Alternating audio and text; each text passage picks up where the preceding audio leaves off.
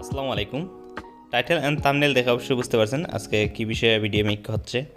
তো আমার হাতে এই মুহূর্তে একটা iPhone 7 আছে, আর এটা হ্যালো স্ক্রিনে আছে iOS 15 ভার্সন। তো এটা আমরা বাইপাস করে স্টেপ বাই স্টেপ দেখানোর চেষ্টা করব। তো প্রথমেই বলে রাখি, এই কাজটা করার জন্য অবশ্যই আপনাকে একটা স্পেশাল কেবল কিনতে হবে, আর এই কেবলটার নাম হচ্ছে ডিসিএসডি। তো এই কেবলটা আপনারা অনলাইনে পাওয়া যায়, অথবা আপনারা ঢাকার বিভিন্ন শপেও দেখছি এখন অ্যাভেলেবল আছে, আপনারা কিনতে পারবেন। তো ফোনটাকে আমরা এই মুহূর্তে ডিএফএ মোডে নিব। আর কেবলের কাজ কি আসলে আমি একটু পরেই আমি বলে দিচ্ছি যে আসলে এই কেবলটা কেন ব্যবহার করতে হয়। তো আপনারা তো অবশ্যই ফোনটা ডিএফএ মোডে নিতে পারেন। আমি আর ডিএফএ মোডে কীভাবে নিতে হয় দেখাইলাম না। তো দেখেন ফোনটা এই মুহূর্তে ডিএফএতে কানেক্ট হয়েছে। তো আমরা এখন ক্লিক করব হচ্ছে রান ফোন ডিএফইউ। দেখেন এখানে কানেক্ট দেখাচ্ছে না, সরি, এগেইন টুলটা কেটে এগেইন ওপেন করতেছি। তো রান ফোন ডিএফইউ এটাতে ক্লিক দিব।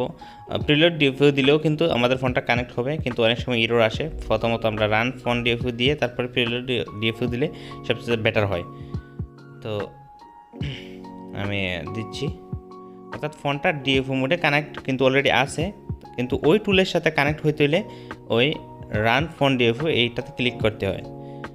তো এখন আমাদের ফোনটা প্রপারলি টুলের সাথে কানেক্ট হয়ে গেছে। এখন আমরা আর এই স্টেপটাতে এসে কিন্তু আমরা ওই যে স্পেশাল যে কেবলটা ডিসিএসডি, এই কেবলটা ব্যবহার করব। এই কেবলটা ব্যবহার না করলে আপনার ফোনটা পার্পল মোডে বুট হবে না। আর পার্পল মোডে যদি বুট না হয় তাহলে আপনি ওখানে এসেনটা চেঞ্জ করতে পারবেন না।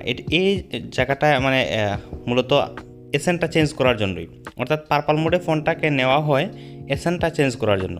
আপনি চাইলে কিন্তু ম্যানুয়ালি এসেন যদি চেঞ্জ করতে পারেন, আপনার যদি ম্যাজিকো বক্স অথবা জেসি প্রো অথবা আইরিপিআর যদি এই বক্সগুলো যদি থাকে, আপনারা কিন্তু ম্যানুয়ালি আপনার ওই এসেনটা চেঞ্জ করতে পারবেন। তো এসেনটা চেঞ্জ করা হয়ে গেলে তো এই যে উপরে যে তিনটা অপশন আছে, এই তিনটা অপশনের মাধ্যমে কিন্তু আমরা ফোনের এসেনটা চেঞ্জ করলাম। তো এই মুহূর্তে আমাদের ফোনের এসেনটা চেঞ্জ হয়ে গেছে অলরেডি। যখন আমরা প্রিলোড চেক দিই তখন কিন্তু এসেনটা চেঞ্জ হয়ে যায়।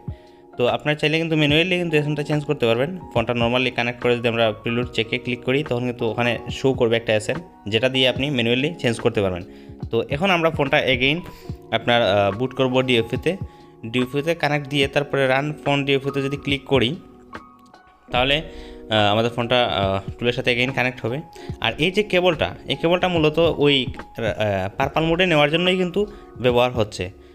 এই যে এই মুহূর্তে যে কাজগুলো করতেছি আমরা, এখন কিন্তু আপনার ওই স্পেশাল কেবলের কোনো প্রয়োজন নাই, কিন্তু ওই পার্পল মোডে নেওয়ার জন্য কিন্তু মূলত আমরা স্পেশাল কেবলটা লাগে, মানে প্রয়োজন হয় আর কি। তো এখন আমরা বুট ডিভাইস ক্লিক দিলাম। ক্লিক দেওয়ার পরে দেখেন ফোনটা বুট হবে। বুট হওয়ার পরে দেখেন step by step boot successful দেখাচ্ছে। তো এখন ওই অবস্থায় থাকবে, ফোনটা কোনো পাওয়ার টাওয়ার আসবে না। তারপরে আমরা যখন চেক এসএসএইচ দিব, এটা দেওয়ার পরে স্টিল সেম অবস্থাতেই থাকবে। যখন আমরা অ্যাক্টিভ ডিভাইস ক্লিক করব, সাথে সাথে আমাদের ফোনটা কিন্তু রানিং হয়ে যাবে আর আমাদের কাজটাও কমপ্লিট হয়ে যাবে। তো এই টুলটা দিয়ে কাজ করতে হলে অবশ্যই আপনাকে এসএন সাবমিট করতে হইব। এসএন সাবমিট তো মাস্ট করাই লাগবে। আর যদি আপনারা এসএন সাবমিট করতে চান আমার মাধ্যমে করতে পারবেন, আমার হোয়াটসঅ্যাপে নক দিয়েন। আর এই যে কাজটা আমি এই মুহূর্তে দেখাইলাম, এর আগে অনেকে দেখাইছে, দেখছি আমি ইউটিউবে, কিন্তু প্রপারলি কেউ আসলে ওরকম বুঝাই বলে না যে কীভাবে কী করতে হইব। তো আশা করি আমি আপনাদেরকে বুঝাইতে পারছি। আমাদের বাংলাদেশি যারা আছে তারা আসলে ইজিলি বুঝতে পারবে আমার এই ভিডিওটা দেখলে। তো ভিডিওটা যদি ভালো লাগে তাহলে অবশ্যই লাইক কমেন্ট করবেন, আর আমার চ্যানেল তো সাবস্ক্রাইব করবেন মাস্ট, যেহেতু আমার চ্যানেলটা নতুন, আপনারা সহযোগিতা করবেন।